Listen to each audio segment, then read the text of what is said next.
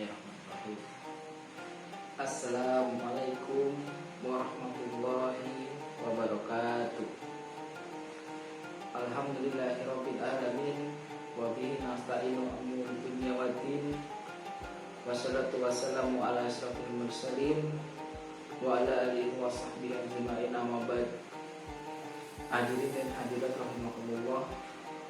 Pertama-tama mari kita panjatkan bersyukur kehadirat Allah Subhanahu wa taala yang telah melimpahkan segala rahmat dan hidayahnya pada kita semua, terutama dalam nikmat iman.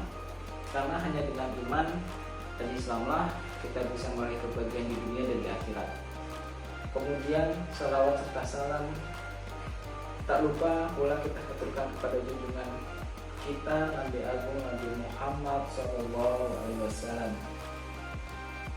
di mana atas dasar beliaulah yang membawa kita dari peradaban manusia jahiliyah menuju peradaban yang terang benderang dengan ilmu pengetahuan dan cahaya.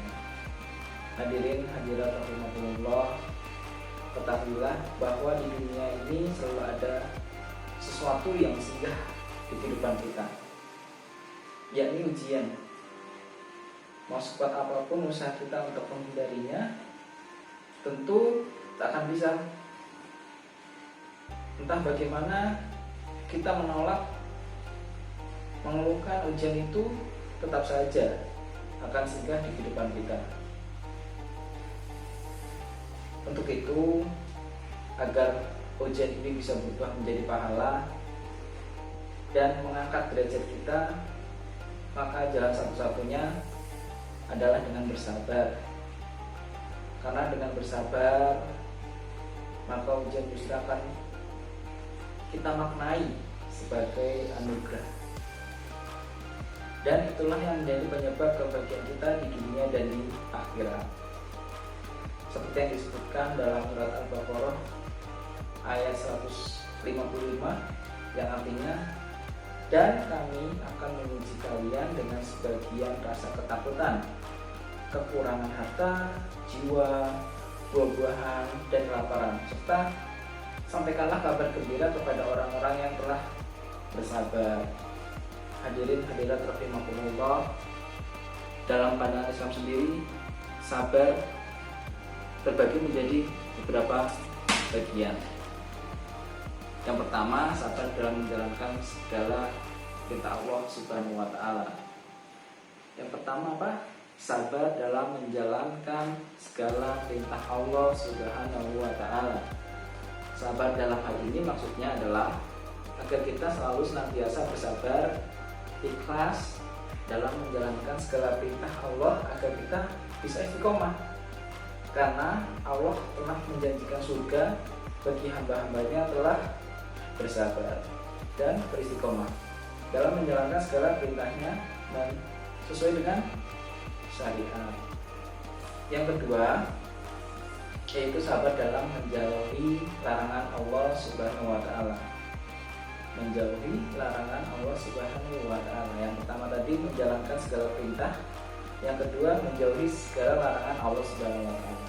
Yang dimaksud di sini adalah agar kita senantiasa menahan diri untuk tidak berbuat segala sesuatu yang telah diharamkannya.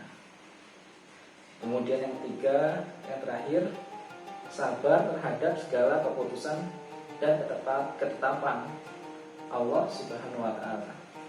Yang pertama tadi menjalankan segala perintahnya, kemudian kedua menjauhi larangannya Allah Subhanahu wa taala, yang kemudian ketiga kita sabar dengan segala putusan dan ketetapan Allah Subhanahu wa taala.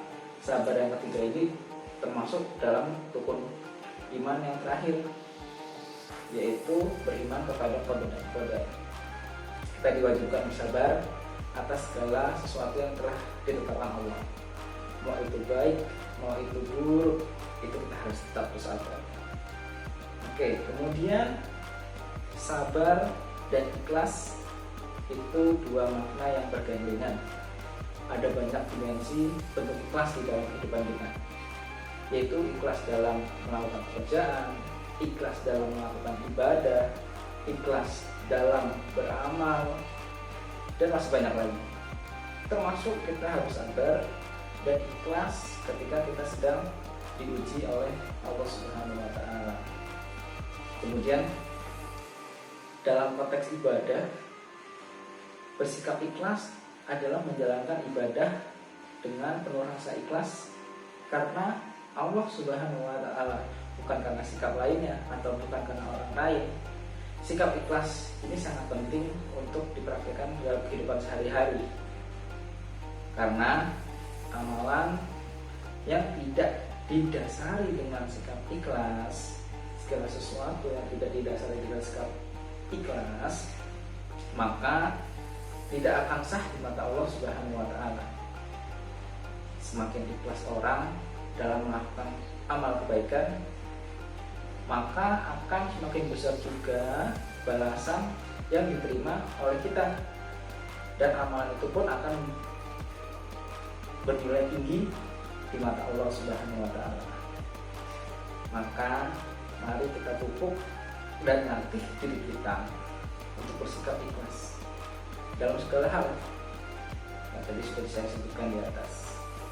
Hadirin rahimakumullah, demikian kultum singkat yang bisa saya sampaikan. Semoga apa yang telah saya sampaikan bisa bermanfaat bagi kita semua. Bila taufiq wal hidayah, wassalamualaikum warahmatullahi wabarakatuh.